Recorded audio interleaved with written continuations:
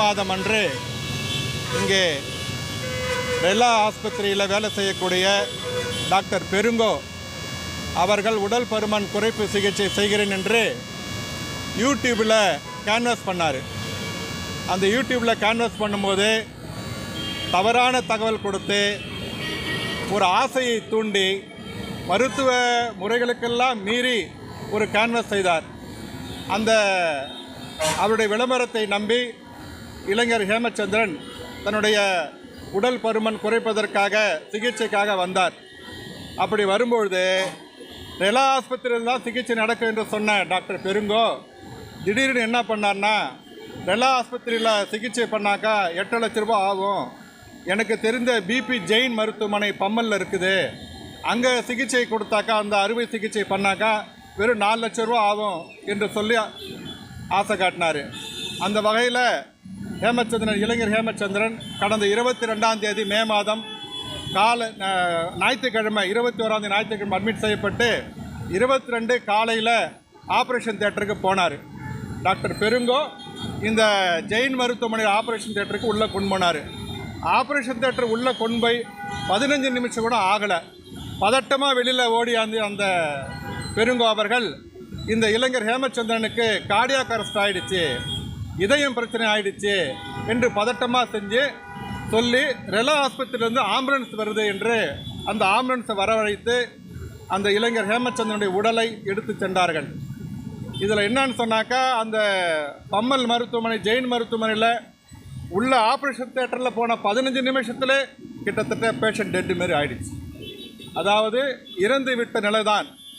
இந்த நிலையில் இந்த பெருங்கோ அவர்கள் ரெலா ஆஸ்பத்திரியில் அட்மிட் பண்ணி அங்கே ஒரு நாள் மறுநாள் வைத்து எக்கோ ட்ரீட்மெண்ட் கொடுக்குறேன்னு சொல்லி 23ஆம் தேதி இரவு 9:30 மணிக்கு டிக்ளேர் பண்ணுறாங்க இறந்துட்டாருன்னு. இதில் என்ன ஒரு விஷயம்னு சொன்னாக்கா, உடல் பருமன் குறைப்பு சிகிச்சைக்காக யூடியூப்பில் கேன்வாஸ் பண்ணி கிட்டத்தட்ட 6 மாதமாக கேன்வாஸ் பண்ணுறாரு இந்த ஹேமச்சந்திரன் கிட்ட. இவருடைய பணத்தாசையின் காரணமாக, டாக்டர் பெருங்கோவுடைய பணத்தாசை காரணமாக இந்த மருத்துவம் வியாபாரமாக்கப்பட்டு இந்த அப்பாவி இளைஞன் உயிர் பலியாக்கப்பட்டிருக்கிறது. இப்படிப்பட்ட இது கொலை என்று கூட நாம் சொல்லலாம்.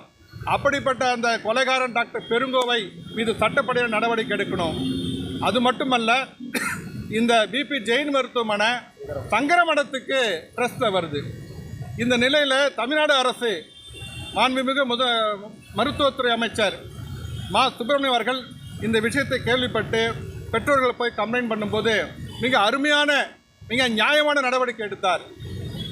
மாண்புமிகு மருத்துவத்துறை தமிழ்நாடு மருத்துவத்துறை அமைச்சர் மா சுப்பிரமணியம் எடுத்த நடவடிக்கை காரணமாக விசாரணை செய்வதற்கு ஒரு விசாரணை கமிஷன் போடப்பட்டது.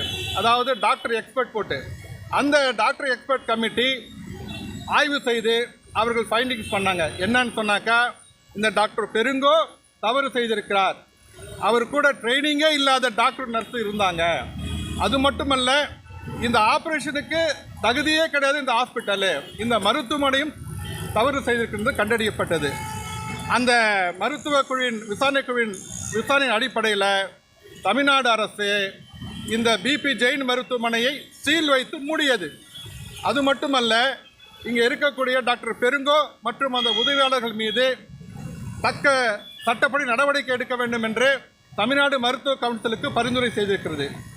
இது ஒரு நியாயம் கிடைத்தது என்று ஒரு ஆறுதலாக இந்த நேரத்தில் என்ன ஆச்சுன்னு சொன்னாக்கா, இந்த சம்மர் கோர்ட்டில் திடீரென்ட்டு மதுரையில் இருந்த நீதிபதி GR சாமிநாதன் இங்கே வந்து ஒரு அவசரமாக இந்த தமிழ்நாடு கவர்மெண்ட் ஆர்டரை குவாஷ் பண்ணிக்கிறாங்க.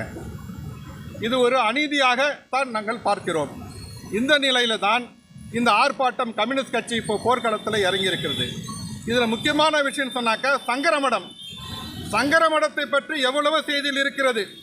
கடந்த காலத்திலே சங்கரமடத்தினுடைய நிலைப்பாடு என்ன ஆனது, சங்கர்ராமன் கொலை எப்படி நடந்தது, காஞ்சி சங்கராச்சாரியார் எப்படி கைது செய்யப்பட்டார், பிரபல எழுத்தாளர் அனுராதா ரமணன் என்ன சொன்னார், இதெல்லாம் இருக்குது. இந்த படிப்படையில் பாடம் கற்காத சங்கரமடம் மருத்துவ சேவை செய்யட்டும், நம்மளுக்கு ஆட்சேபனை இல்லை. இப்படிப்பட்ட மருத்துவமனை செய்து உருவாக்கி பணத்தாசை காரணமாக அப்பாவியுடைய உயிர் பலியாகி இருக்கிறது. இந்த நிலையில் தான் இந்த அநியாயம் போக்கப்பட வேண்டும், நீதி கிடைக்கப்பட வேண்டும். இளைஞர் ஹேமச்சந்திரன் தங்களுடைய உயிர் பலிக்கு நீதி கிடைக்க வேண்டும். தமிழக அரசு எடுத்திருக்கும் நடவடிக்கை சரியானது. இந்த அரசு இந்த வழக்கின் மீது மேல்முறையீடு செய்ய வேண்டும். இறுதியாக முழுமையான நீதி கிடைக்க வேண்டும். அதே போல இந்த மருத்துவமனை போதிய வசதி இல்லாத மருத்துவமனை மீது தக்க நடவடிக்கை எடுக்க வேண்டும், இழுத்து மூடப்பட வேண்டும்.